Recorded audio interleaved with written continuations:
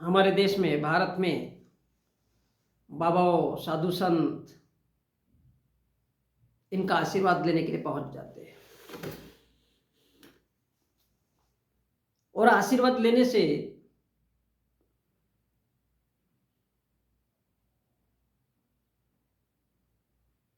ऐसा नहीं है, वो तुम्हारे ही दान दक्षिण से लाखों रुपया कमा रहा है, करोड़ों रुपया कमा रहा है, 4 व्हीलर में घूमता है, नए नए गाड़ियों में घूमता है, नए नए बंगले तैयार करता है, नए नए आश्रम तैयार करता है, नए नए गुरुकुल तैयार करता है। वो तुम्हारी अपनी देन है और वो लग्जरी में चलता है, लेकिन उसके आशीर्वाद से क्या वास्तव में कोई साइकिल तक खरीद सकता है? हम अंधा विश्वास करते हैं। बाबा जी ने कह दिया, किसी संत ने कह दिया, किसी कथावाचक ने कह दिया, हम अंधे होकर के उनकी बातों पर विश्वास करते हैं।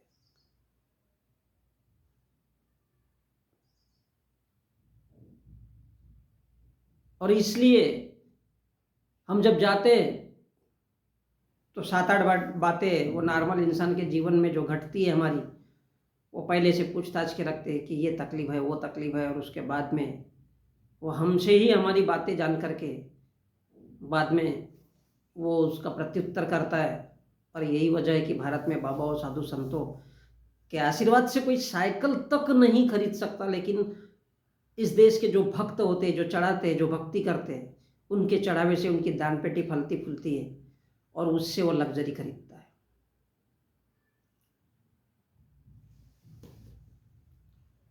वो लग्जरी में घूम रहा है और तुम दिनों दिन भिखारी बनते जा रहे हो। क्यों? उसको मालूम है कि उसके आशीर्वाद बोलने से, आशीर्वाद होता क्या है? ये शब्द है आशावाद। मैंने जो कहा या तुमने जो कहा, उस बात से तुम्हें उम्मीद है, तुम्हें आशा है, और उम्मीद रखो ऐसा ही होगा।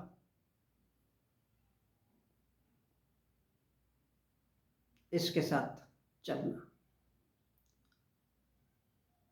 वो तुम्हें खुश कर देता है, तुम्हारी तारीफ कर देता है, और हम खुशी के मारे उछल जाते हैं और वहां से आकर के देखते हैं कि हमको तो आशीर्वाद मिल गया।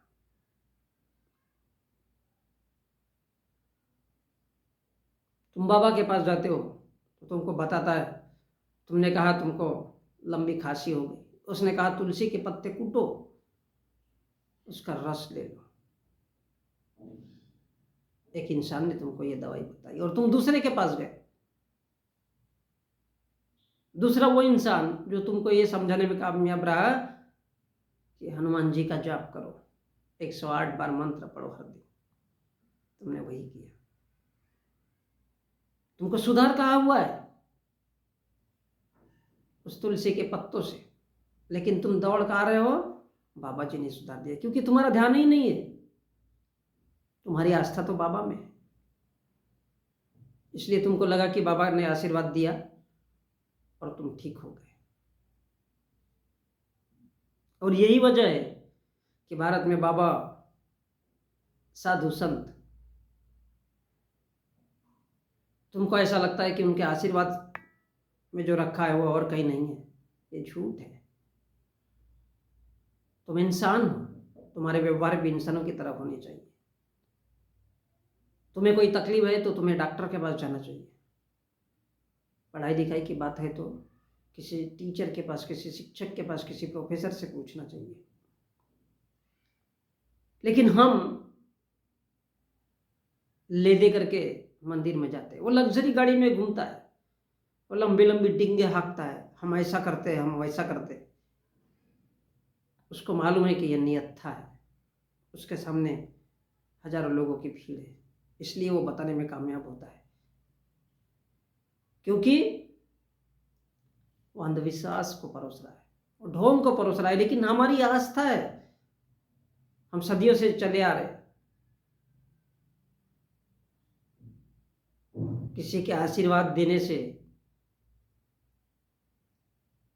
अगर हम बड़े हो जाते, ऐसा कतई नहीं होता है।